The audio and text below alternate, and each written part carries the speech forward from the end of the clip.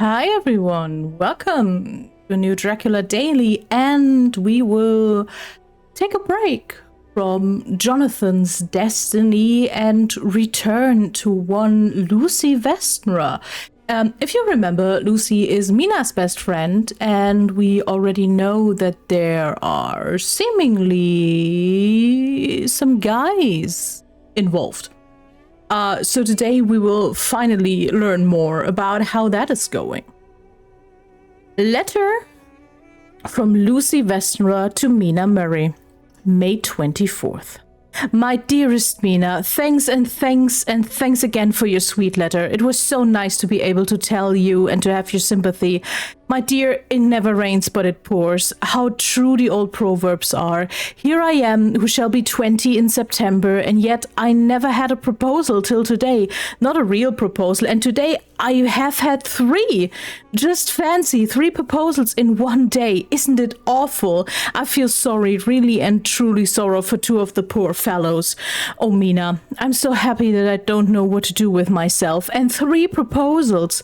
But for goodness sakes, don't tell any of the girls, or they would getting all sorts of extravagant ideas and imagining themselves injured and slighted if in their very first day at home they did not get 6 at least. Some girls are so vain. You and I, Mina dear, who are engaged and are going to settle down soon soberly into old married women, can despise vanity. Well, I must tell you about the 3, but you must keep it a secret, dear, from everyone, except of course Jonathan. You will tell him, because I would, if I were in your place, certainly tell Arthur. A woman ought to tell her husband everything, don't you think so, dear? And I must be fair. Men like women, certainly their wives, to be quite as fair as they are, and women, I am afraid, are not always quite as fair as they should be. Well, my dear, number 1 came just before lunch. I told you of him, Dr. John Seward, the lunatic asylum man, with the strong jaw and the good forehead. He was very cool outwardly, but was nervous all the same. He had evidently been schooling himself as to all sorts of little things and remembered them, but he almost managed to sit down on his silk hat, which men don't generally do when they are cool. And then, when wanted to appear at ease, he kept playing with his lancet in a way that made me nearly scream. He spoke to me, Mina, very straightforwardly. He told me how dear I was to him, though he had known me so little, and what his life would be with me to help and cheer him. He was going to tell me how unhappy he would be if I would did not care for him. But when he saw me cry, he said that he was a brute and would not add to my present trouble. Then he broke off and asked if I could love him in time, and when I shook my head, his hands trembled, and then with some hesitation he asked me if I cared already for anyone else. He put it very nicely, saying he did not want to wring my confidence from me, but only to know, because if a woman's heart was free, a man might have hope. And then, Mina, I felt a sort of duty to tell him that there was someone. I told him that much, and then he stood up and he looked very strong and very grave as he took both my hands in his head and said he hoped I would be happy, and if I ever wanted a friend, I must count him one of my best. Oh, Mina dear, I can't help crying, and you must excuse this letter being all blotted. Being proposed to is all very nice and all that sort of thing, but it isn't at all a happy thing when you have to see a poor fellow whom you know loves you honestly going away and looking all broken-hearted. And to know, no matter what he may say at the moment, you are passing quite out of his life. My dear, I must stop here at present. I feel so miserably, though I'm so happy. Evening. Arthur has just gone, and I feel in better spirits than when I left off, so I can go on telling you about the day. Well, my dear, number 2 came after lunch. He is such a nice fellow, an American from Texas, and he looks so young and fresh that it seems almost impossible that he has been to so many places and has had such adventures. I sympathize with poor Desmora when she had such a dangerous stream poured in her ear, even by a black man. I suppose that we women are such cowards that we think a man will save us from our fears and we marry him. I know now what I would do if I were a man and wanted to make a girl love me. No, I don't, for there was Mr. Morris telling us his stories, and Arthur never told any, and yet, my dear, I'm somewhat previous. Mr. Quincy P. Morris found me alone. It seems that a man always does find a girl alone. No, he doesn't, for Arthur tried twice to make a chance, and I helping him all I could. I'm not ashamed to say it now. I must tell you beforehand that Mr. Morris doesn't always speak slang. That is to say, he never does so to strangers before them, for he is really well educated and has exquisite manners, but he found out that it amused me to hear him talk American slang, and whenever I was present and there was no one to be shocked, he said such funny things. I'm afraid, my dear, he has to invent it all, for it fits exactly into whatever else he has to say. But this is the way slang has. I do not know myself if I shall ever speak slang. I do not know if Arthur likes it, as if I have never heard him use any yet. Well, Mr. Morris sat down beside me and looked as happy and jolly as he could, but I could see all the same that he was very nervous. He took my hand in his and ever said so sweetly, Miss Lucy, I know I ain't good enough to regulate the fixings on your little shoes, but I guess if you wait till you find a man that is, you will go join them 7 young women with the lambs when you quit. Won't you just hitch up alongside of me and let us go down the long road together, driving in double harness? Well, he did look so good-humored and so jolly that it didn't seem half so hard to refuse him as it did poor Dr. Seward, so I said as lightly as I could that I did not know anything of hitching, and that I wasn't broken to harness at all yet.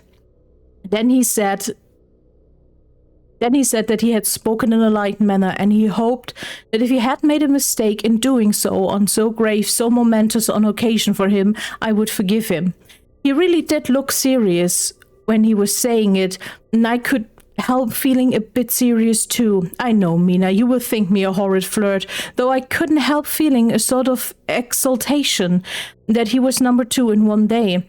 And then, my dear, before I could say a word, he began pouring out a perfect torrent of love-making, laying his very heart and soul at my feet.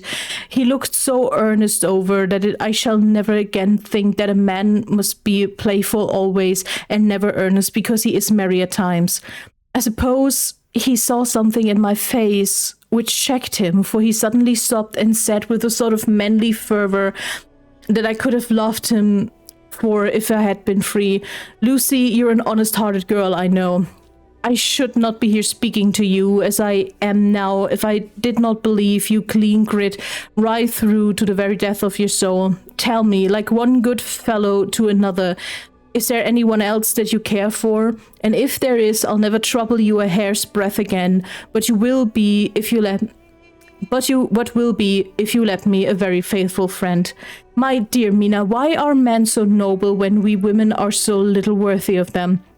Here I was almost making fun of his great-hearted true gentleman. I burst into tears. I'm afraid, my dear, you will think this a very sloppy letter in more ways than one, and I really felt very badly. Why can't they let a girl marry 3 men, or as many as want her, and save all this trouble? Good point, Lucy. I need to...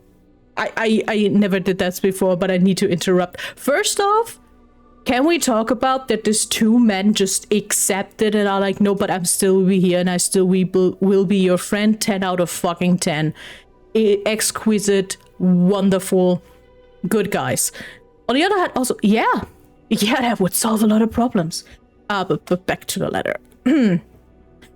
But this is heresy and I must not say it. I'm glad to say it, though I was crying. I was able to look into Mr. Morris' brave eyes and I told him out straight, yeah, there is someone I love, though he has not told me yet that he loves me. I was right to speak to him so frankly, for quite a light came into his face and he put out both his hands and took mine, and I think I put them into his and said in a hearty way, that's my brave girl. It's better worth being late for a chance of winning you than being in time for any other girl in the world. Don't cry, my dear.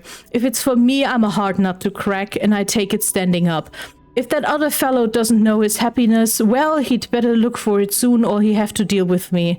Little girl, your honesty and pluck have made me a friend, and that's a rarer than a lover.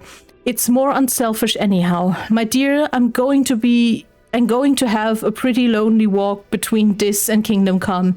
Won't you give me one a kiss? It'll be something to keep off the darkness now and then. You can, if you like, for that other good fellow. He must be a good fellow, my dear, and a fine fellow, or you could not love him. Hasn't spoken yet. That quite won me, Mina, for it was brave and sweet of him, and noble too, to a rival, wasn't it? And he's so sad, so I leaned over and kissed him. He stood up with my 2 hands in his, and as he looked down into my face, I'm afraid I was blushing very much, he said, "Little girl, I hold your hand and you've kissed me, and if these things don't make us friends, nothing ever will. Thank you for your sweet honesty to me, and goodbye." He wrung my hand and, taking up his hat, went straight out to the room without looking back, without a tear or a quiver or a pause, and I'm crying like a baby. Oh, why must a man like that be made unhappy when there's a lot of girls about who would worship the very ground he trod on? I know I would if I were free, and only I don't want to be free. My dear, this quite upset me, and I feel I cannot write of happiness just at once after telling you all of it, and I don't wish to tell you of number 3 until it can be all happy. Ever your loving, Lucy. P.S. About number 3. I didn't tell you of number 3, need I? Besides, it was also confused. It seemed only a moment from his coming into the room till both his arms were round me and he was kissing me. I'm very, very happy, and I don't know what I have done to deserve it. I must only try in the future to show that I'm not ungrateful to God for all his goodness to me in sending me such a lover, such a husband, and such a friend. Goodbye. 3 proposals in a day. Lucy, Lucy, Lucy. What the hell? How did you do that? But yes, one of my favorite things in the whole novel, and we will see that going down the road, are actually Arthur, John, and Quincy. Because they all have like a deep care and love for Lucy, even if 2 of them didn't get to marry her. And despite that, they also care for each other as friends, as a trio, enough that there's never a motion of rivalry. They accept that Lucy chose, they're not fighting it, and for everything that will come in the following month, they're there for each other.